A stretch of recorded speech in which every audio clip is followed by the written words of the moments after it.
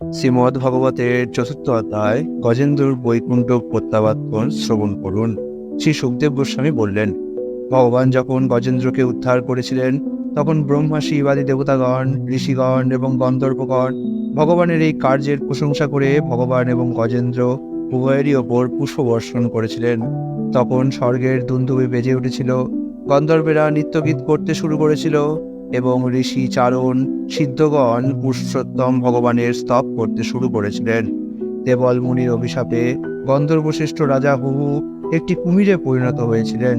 এখন ভগবানের দ্বারা মুক্ত হওয়ার ফলে তিনি এক অতি সুন্দর গন্ধর্ব রূপ ধারণ করেছেন। কার কৃপায় তা হয়েছে বুঝতে পেরে তিনি তৎক্ষণাৎ তার মস্তকের দ্বারা প্রণতি নিবেদন করে উত্তম শ্লোক পরম নিত্য ভগবানের গুণকীর্তন করতে লাগলেন। ভগবানের অহেতুকী কৃপায় তার পূর্বরূপ ফিরে পেয়ে রাজা হুহু ভগবানকে প্রদক্ষিণ করে এবং প্রণতি নিবেদন করে ব্রহ্মা আদি দেবতাদের সমক্ষে গন্ধর্বলোকে প্রত্যাবর্তন করেছিলেন। তিনি তার সমস্ত পাপ থেকে মুক্ত হয়েছিলেন। ভগবানের করকমলের স্পর্শে গজেন্দ্র তৎক্ষণাৎ অজ্ঞানের বন্ধন থেকে মুক্ত হয়েছিলেন। তার ফলে তিনি ভগবানেরই মতো পীতবাস এবং চতুর্ভুজ সমন্বিত হয়ে সারূপ্য মুক্তি লাভ করেছিলেন। এই গজেন্দ্র পূর্বজন্মে দাবির প্রদেশের অন্তর্গত পাণ্ড দেশের ইন্দ্রদুম্ন নামক বৈষ্ণব রাজা ছিলেন। ইন্দ্রদুম্ন মহারাজ গৃহস্থ আশ্রম থেকে অবসর গ্রহণ করে মলয় পর্বতে গমন করেছিলেন এবং সেখানে একটি ছোট্ট কুটির নির্মাণ করে তিনি তার আশ্রম স্থাপন করেছিলেন। তিনি জটাধারী হয়ে সর্বদা তপস্যায়রত ছিলেন। একসময় তিনি যখন মৌনব্রত অবলম্বন করে ভগবানের আরাধনা করছিলেন তখন তিনি ভগবৎ প্রেমানন্দে পূর্ণরূপে মগ্ন হয়ে গিয়েছিলেন। মহারাজ ইন্দ্রদুম্ন যখন ভগবানের পূজা করবার সময় ধ্যানমগ্ন হয়েছিলেন তখন অগস্ত্য মুনি শিষ্য পরিমিত হয়ে সেখানে উপস্থিত হয়েছিলেন।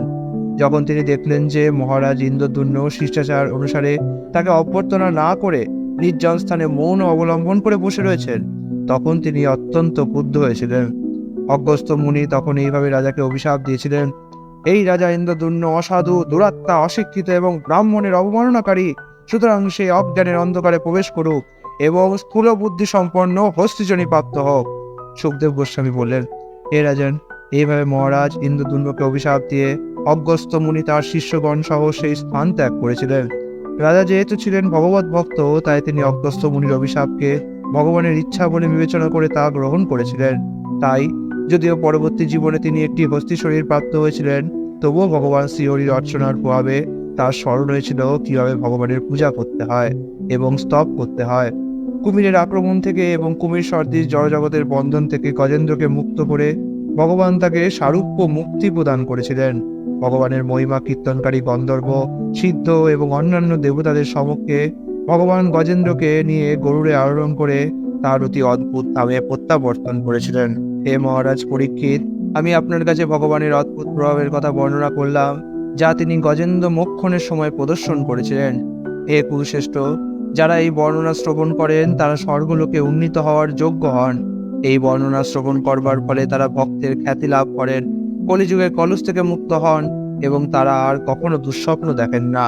অতএব দ্বিজাতি ব্রাহ্মণ, ক্ষত্রিয় এবং বৈশ্যদের, বিশেষ করে ব্রাহ্মণ বৈষ্ণবদের নিজেদের মঙ্গলের জন্য সকালে ঘুম থেকে উঠে দুঃস্বপ্ন আদি অশুভের নিবৃত্তি সাধনের জন্য যথাযথভাবে এই গজেন্দ্র মোক্ষণ লীলা কীর্তন করা কর্তব্য। হে কুরুশ্রেষ্ঠ, সকলের পরমাত্মা পরমেশ্বর ভগবান এইভাবে প্রসন্ন হয়ে সকলের সম্মুখে গজেন্দ্রকে আশীর্বাদ করে বলেছিলেন। ভগবান বললেন, যারা রাত্রির শেষে খুব সকালে শয্যা ত্যাগ করে সংযত ও একাগ্রচিত্ত হয়ে আমার এবং তোমার রূপ, এই সরোবর, এই পর্বত, গুহা, কানন, বেত্র, কিচক এবং বেণুগুল্ম, দেবদারু বৃক্ষ, তিকুট পর্বতের স্বর্ণ, রৌপ্য এবং লৌহ নির্মিত সিংহ, যেগুলি আমার, ব্রহ্মার এবং শিবের আবাসস্থল, আমার প্রিয় ধাম ক্ষীর সমুদ্রকে, চিন্ময় কিরণে সর্বদা উদ্ভাসিত শ্বেতদ্বীপকে, আমার শিবস্ব চিহ্নকে, কৌস্তভ মণিকে, বৈজয়ন্তী মালাকে, কৌমোদকী গদাকে, সুদর্শন চক্র ও পাঞ্চজন্য শঙ্খকে, আমার বাহন পক্ষীরাজ গরুড়কে, আমার শয্যা শেষনাগকে, আমার শক্তিরূপিণী লক্ষ্মী দেবীকে, ব্রহ্মাকে, নারদকে, শিবকে, প্রহ্লাদকে এবং মৎস্য, কুর্ম, বরাহ আদি আমার অবতারকে, আমার সর্বমঙ্গলময় অনন্ত লীলা শ্রবণকারীকে পবিত্রতা প্রদান করে, যা সূর্যকে, চন্দ্রকে, অগ্নিকে, ওঙ্কার মন্ত্রকে, পরম সত্যকে, মায়া, গো, ব্রাহ্মণ, ভক্তি, সোম ও কশ্যপের ধর্মপত্নী দক্ষকন্যাগণকে, গঙ্গা, সরস্বতী, নন্দা, যমুনা নদী, ঐরাবতকে, ধ্রুব মহারাজকে, সপ্তর্ষি এবং পুণ্যবান মানবগণকে স্মরণ করে তারা সমস্ত পাপ থেকে মুক্ত হয়। শ্রী সুখদেব গোস্বামী বললেন, এই উপদেশ প্রদান করে ভগবান ঋষিকেশ তার পাঞ্চজন্য শঙ্খ বাজিয়ে ব্রহ্মা আদি দেবতাদের আনন্দিত করে গরুড়ের ওপর আরোহণ করলেন।